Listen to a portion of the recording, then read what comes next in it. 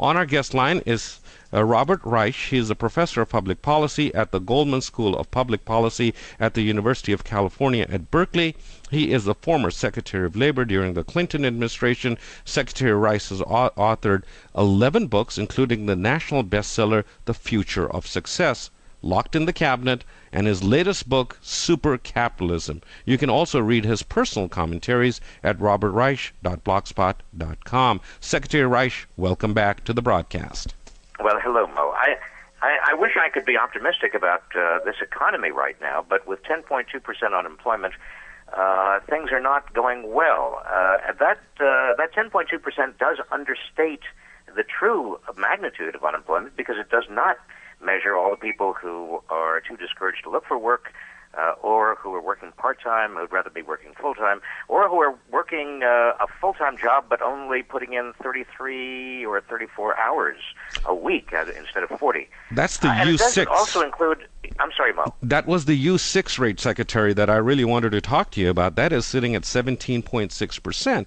And as I totally agree with you, that is much more reflective of what is happening in the country and the economy. So what is the average person out there who's looking at the stock market jubilation that we're seeing, that everything is wonderful, the housing market is coming back, but you are saying, and that's what I'm hearing from most of the people out there, that it's not that easy out there in the country.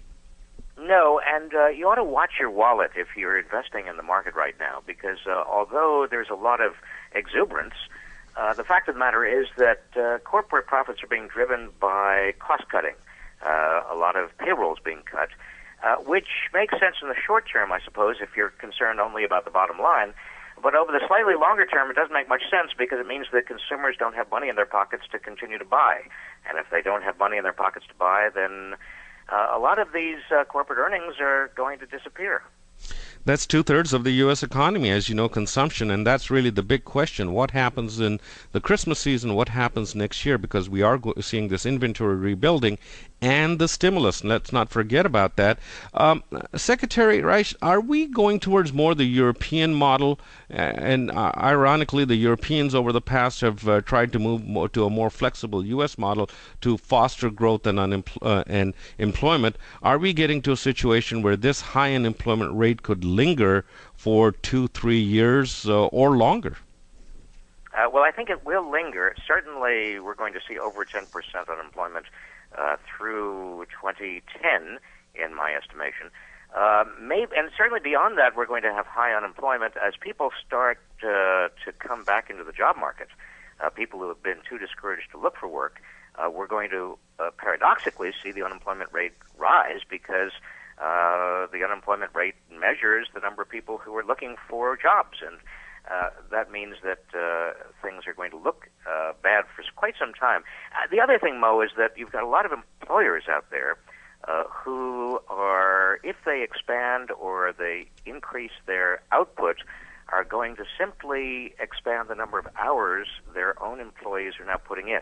The average work week is only 33 hours right now, so they're not going to be hiring anybody new. So they're just going to increase productivity. We are going to see productivity going up, but we are not going to get more unemployment or employment down at this point in time. That's right. And economic growth really depends on not only productivity, but it depends on the number of people who are working. So if we get productivity up, but we don't have more people working, we're going to see economic growth lagging. It's going to be stagnant. What are the solutions? Let's talk a little bit about that. We know things are not good, especially on the unemployment front. I was talking to Professor Rogoff yesterday at Harvard, and he has done, I'm sure you've seen that study, where he's looked at the financial crises over the last 800 years, and he's looking at unemployment maybe going, the headline number going to 11%. What are some of the solutions? What can we do to fix this problem? Look, there are only four major sources of demand in any economy. One is consumers, and as you pointed out a moment ago, they are over 70% right now of the U.S. economy, or at least they were before the Great Recession.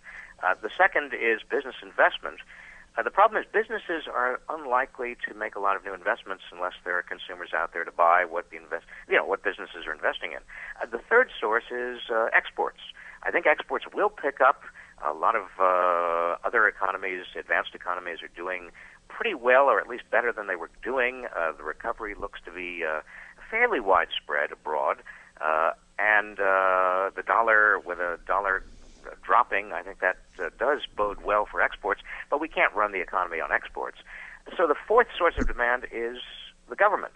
Right. The stimulus package is kicking in. I think unemployment would be much higher were it not for the stimulus package. Most economists agree with me on this. But the stimulus package does have to extend through next year. About what, 50%, 60% of it has been spent, but we're going to have to rely on that stimulus next year. Also, the Fed is going to have to keep interest rates quite low for some time. That could threaten inflation eventually, but right now I don't think there's an inflation problem. Mo, everything else that's in the hopper or possibility, a new jobs tax credit or an infrastructure bank or all these other ideas are small by comparison in terms of their effect with government spending and also the money supply. We are talking to Professor Robert Reich.